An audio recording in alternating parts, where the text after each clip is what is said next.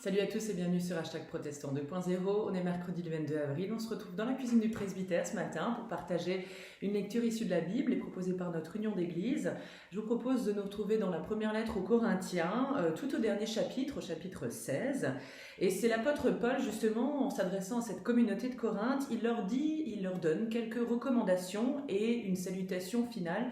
Et je pense que ça peut nous rejoindre ce matin d'une certaine manière. Il nous dit, et c'est à partir du verset 13, « Veillez, demeurez ferme dans la foi, soyez courageux, soyez forts, agissez en tout avec amour. » Vous connaissez Stéphanas et sa famille, vous savez qu'en Achaïe, ils ont été les premiers à se convertir, ils sont mis au service de la communauté. Je vous le demande donc, frères, laissez-vous diriger par de telles personnes et par tous ceux qui travaillent activement avec eux. Je suis heureux de la venue de Stéphanas, Fortunatus et Achaïcus. Ils m'ont donné ce qui me manquait du fait de votre absence. Ils m'ont réconforté, comme ils l'ont fait pour vous-même. Sachez apprécier de tels hommes. Les églises de la province d'Asie vous saluent. Aquilas et Priscille, avec l'église qui se réunit chez eux, vous envoient leurs cordiales salutations dans la communion du Seigneur. Tous les frères présents ici vous saluent. Saluez-vous les uns les autres d'un baiser fraternel. C'est de ma propre main que j'écris ces mots. Salutations de Paul. Maranatha, notre Seigneur vient, que la grâce du Seigneur Jésus soit avec vous. Je vous aime tous dans la communion avec Jésus-Christ.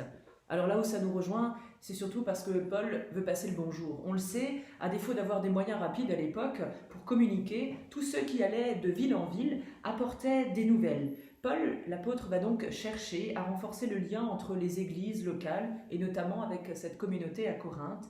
Il va encourager les Corinthiens, ces chrétiens, à rester unis dans l'amour au Christ et à avoir confiance envers les personnes qui se mettent au service de la communauté, celles et ceux qui s'activent.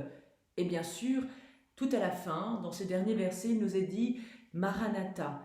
Cette manière, et c'est une des rares mentions dans le Nouveau Testament de l'araméen, il nous est dit « Oui, le Seigneur vient, veillez ». Son retour est proche. Cette fin, ce mot de la fin nous encourage tous en tant que chrétiens aujourd'hui comme au temps de l'apôtre Paul à rester vigilants dans l'attente vraiment de la venue de notre Seigneur en plénitude et que ce royaume justement puisse se révéler à tous.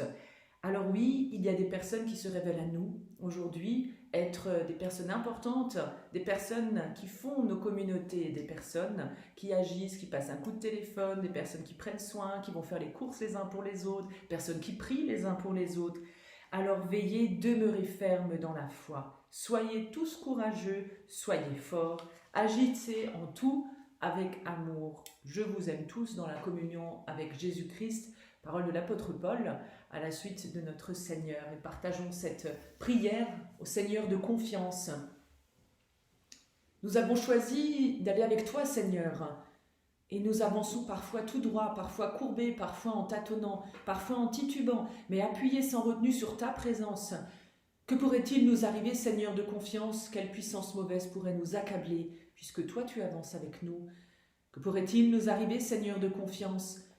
Il arrive des jours où il y a l'insurmontable fatigue, les mauvais coups, le désespoir et ses larmes, et même l'insondable douleur du deuil qui nous saisissent dans ses filets.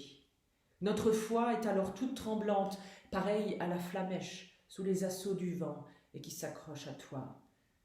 Et elle nous murmure les mots d'amour que tu nous as chuchotés le jour même où nous sommes venus au jour.